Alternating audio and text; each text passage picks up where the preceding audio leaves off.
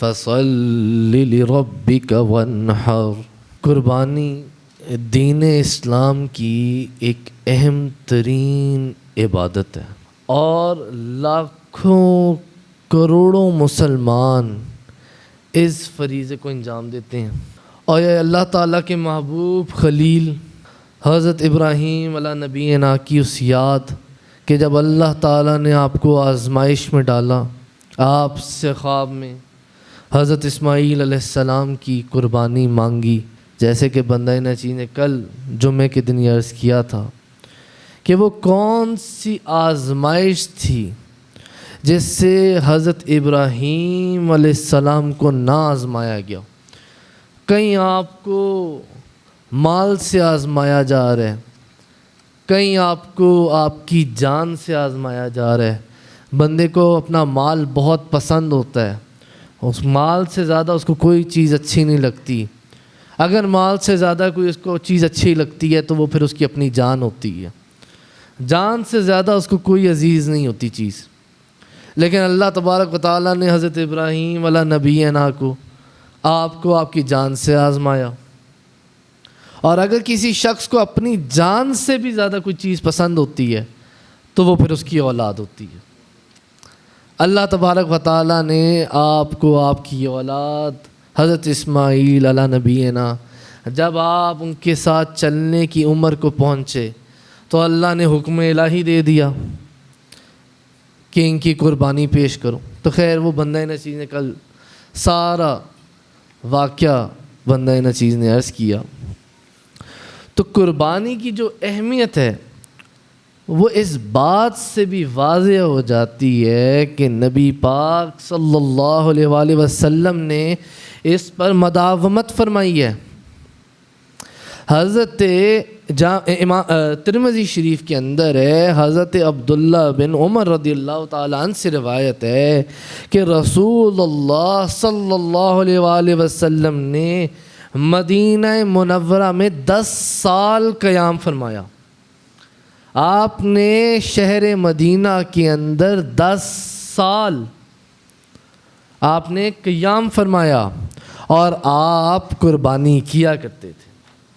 حدیث مبارک ہے، حضرت زید بن ارقم رضی اللہ تعالیٰ عنہ سے روایت ہے، صحابہ اکرام حضور نبی کریم صلی اللہ علیہ وآلہ وسلم کی جب بارگاہ میں بیٹھتے تو حضور سے سوال و جواب فرمایا کرتے تھے، حضور سے پوچھا کرتے تھے چیزیں۔ صحابہ اکرام نے حضور نبی کریم صلی اللہ علیہ وآلہ وسلم آپ کی بارگاہ میں عرض کی کہ یا رسول اللہ صلی اللہ علیہ وآلہ وسلم، یہ قربانی کیا ہے؟ یعنی قربانی کی حیثیت کیا ہے؟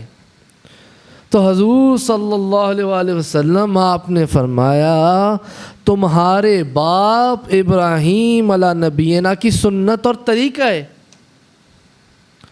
تو صحابہ اکرام نے عرض کی یا رسول اللہ ہمیں اس قربانی کے کرنے سے کیا ملے گا؟ طریقہ تو ہے ان کا، لیکن ہمیں قربانی کرنے سے ملے گا کیا؟ تو حضور صلی اللہ علیہ وآلہ وسلم آپ نے فرمایا ہر بال کے بدلے میں تمہیں ایک نیکی عطا فرمائی جائے گی، ہر بال کے بدلے میں تمہیں ایک نیکی عطا فرمائی جائے گی۔ تو صحابہ اکرام نے پھر سوال عرض کیا، صحابہ اکرام نے حضور سے پوچھا کہ اون کے بدلے میں ہمیں کیا ملے گا؟ تو حضور نبی کریم صلی اللہ علیہ وآلہ وسلم نے فرمایا اون کے ہر بال کے بدلے میں نیکی ملے گی، نیکی ملے گی، اون کے ہر بال کے بدلے میں تمہیں نیکی ملے گی، ہر بال کے بدلے میں۔ تو قربانی جو ہے اس کی بڑی برکتیں ہیں، اس کی بڑی فضیلتیں ہیں، اسی لیے یہ واجب کی گئی ہے۔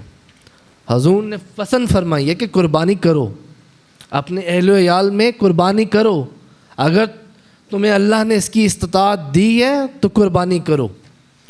حضرت ام المؤمنین حضرت بی بی عائشہ صدیقہ طیبہ طاہرہ زاہدہ عابدہ رضی اللہ تعالیٰ عنہا سے روایت ہے، وہ فرماتی ہیں کہ حضور نبی کریم صلی اللہ علیہ وآلہ وسلم نے آپ نے فرمایا انسان بقرعید کے دن کوئی ایسی نیکی نہیں کرتا جو اللہ تعالیٰ کو خون بہانے سے زیادہ پیاری ہو. اس دن انسان کی کوئی ایسی نیکی نہیں ہوتی جو اس خون بہانے سے زیادہ اس کو پیاری ہو. اور فرمایا کون ہے؟ بی بی عائشہ رضی اللہ تعالیٰ عنہا. آپ فرماتی ہیں قربانی قیامت میں اپنے سینگوں، بالوں اور کھروں کے ساتھ آئے گی، اور قربانی کا خون زمین پر گرنے سے پہلے اللہ کے ہاں قبول ہو جاتا ہے. ابھی خون گرتا نہیں ہے تو اللہ کی بارگاہ میں قبول ہو جاتا ہے. اسی لیے وہ فرماتی ہیں کہ حضور نے فرمایا لہٰذا خوش دلی سے قربانی کرو. تو یہ بات بھی آگئی کہ حضور نے قربانی کو پسند فرمایا ہے کہ قربانی کرو، اس فرض کو ادا کرو. اب آج کل کے کچھ لوگ اس بات پر اعتراض کرتے ہیں. وہ یہ کہتے ہیں کہ قربانی جو کرنا ہے وہ پیسے اور وقت کا ضیاع ہے.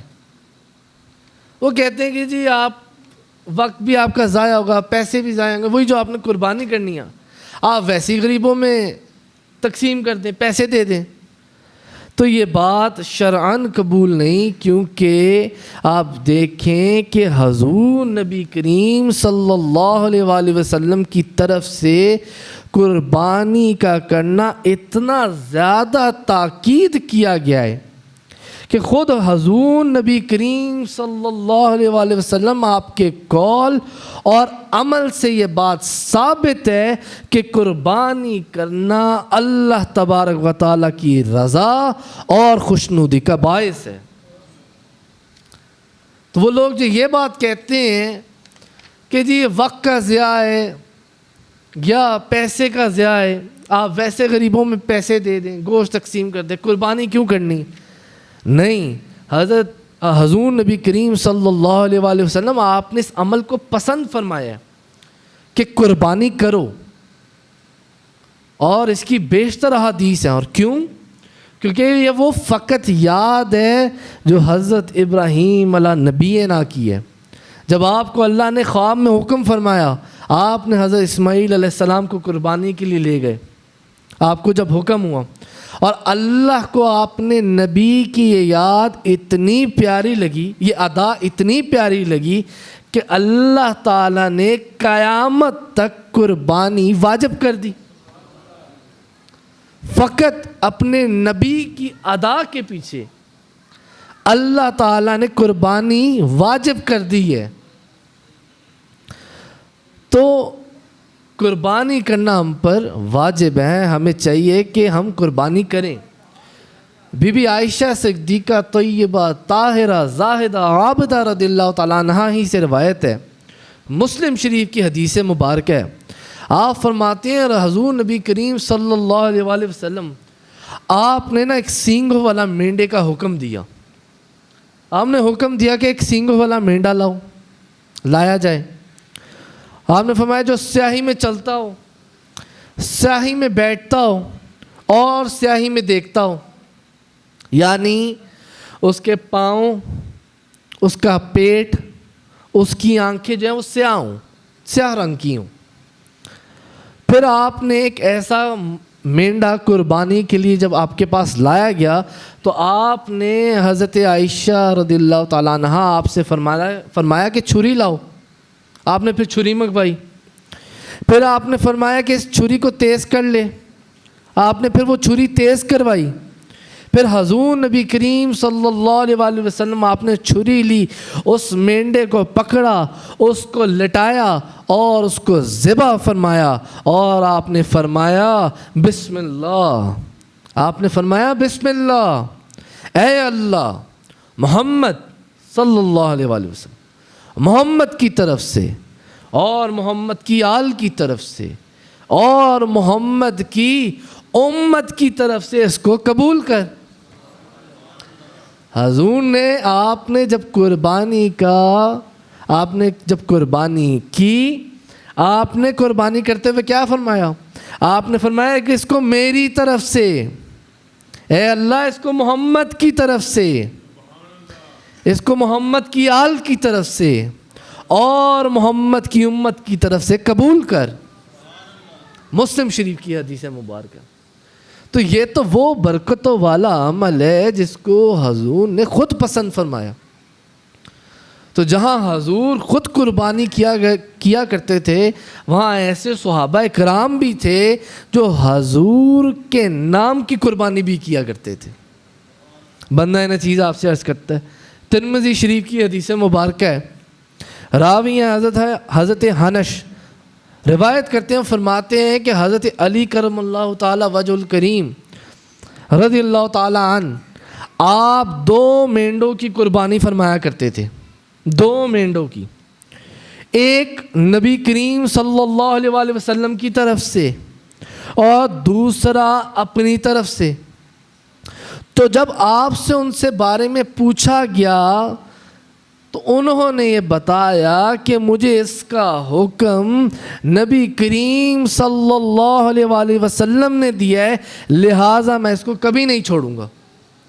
یعنی قربانی تو ہر بندے پر واجب ہے, لیکن آپ دیکھیں حضرت علی کی ادا, آپ اپنی تو قربانی کرتے ہی کرتے تھے, لیکن آپ تاجدار 2 جہاں, شاہ سوار لامکاں, مالک زمین و آسمان, روح کن فکاں, حضور پر نور شافی یوم النشور, حبیب رب غفور, حضرت احمد مجتبیٰ, حضرت محمد مصطفیٰ, آپ صلی اللہ علیہ وآلہ وسلم کی طرف سے بھی آپ قربانی کیا کرتے تھے. اسی لیے اپنی واجب قربانی کے بعد اگر کوئی حضور نبی کریم صلی اللہ علیہ وآلہ وسلم کی طرف سے بھی قربانی کر دے تو یہ سعادت مندی ہے کہ اس نے حضور نبی کریم صلی اللہ علیہ وآلہ وسلم کی طرف سے قربانی کی ہے. کہ کوئی اگر جس پہ واجب ہے وہ اپنی طرف سے قربانی کر سکتا ہے اور حضور کی طرف سے بھی کر سکتا ہے, تو اس میں کوئی اعتراض نہیں ہونا چاہیے, کیونکہ یہ صحابہ اکرام کی ادا تھی کہ وہ اپنی تو طرف سے قربانی کیا کرتے تھے, لیکن وہ حضور کی طرف سے بھی قربانی کیا کرتے تھے, وہ حضور کی طرف سے بھی قربانی کرتے تھے. اور حضور نبی کریم صلی اللہ علیہ وآلہ وسلم نے فرمایا, سنن ابن ماجہ شریف کی حدیث مبارکہ ہے, حضور نے فرمایا, حضرت ابو ہریرہ رضی اللہ تعالیٰ عنہ سے روایت ہے, آپ فرماتے ہیں کہ حضور نبی کریم صلی اللہ علیہ وآلہ وسلم آپ نے فرمایا, جس شخص کو قربانی کی وسعت حاصل ہو, جس شخص کو اللہ تعالیٰ نے اس چیز کی وسعت دی ہو کہ وہ قربانی کر سکتا ہے اور قربانی نہ کرے, تو حدیث مبارکہ کا مفہوم ہے حضور نبی کریم صلی اللہ علیہ وآلہ وسلم نے فرمایا تو وہ ہماری عیدگاہ کے قریب نہ بھٹکے. اگر اللہ نے آپ کو یہ توفیق دی ہے کہ آپ قربانی کر سکتے ہیں, اب آپ پر قربانی واجب ہے, اور حضور نے فرمایا جو قربانی واجب ہونے کے باوجود بھی نہ کرے وہ ہماری عیدگاہ کے قریب نہ بھٹکے, اس کا کوئی کام نہیں کہ وہ ہماری عیدگاہوں کے قریب آئے. تو اللہ تعالیٰ نے اس قربانی کے عمل کو بہت پسند فرمایا. کیوں؟ کیونکہ یہ اس کے خلیل کی ایک یاد ہے, اور حضور نبی کریم صلی اللہ علیہ وآلہ وسلم نے آپ نے بھی صحابہ اکرام کو اس عمل کی تاکید فرمائی, آپ نے اس کو واجب فرمایا کہ ہر مومن بندے پر یہ واجب ہے جس کو اللہ تعالیٰ نے یہ وسعت دی ہے کہ وہ قربانی کر سکتا ہے, اس کو چاہیے کہ وہ قربانی کرے. تو اللہ تعالیٰ جو لوگ قربانی کر رہے ہیں اللہ تعالیٰ ان کی قربانیوں کو قبول فرمائے. جن لوگوں نے حج کی ہے اللہ ان کے حج کو قبول فرمائے. وآخر دعوانا ان الحمد للہ رب العالمین.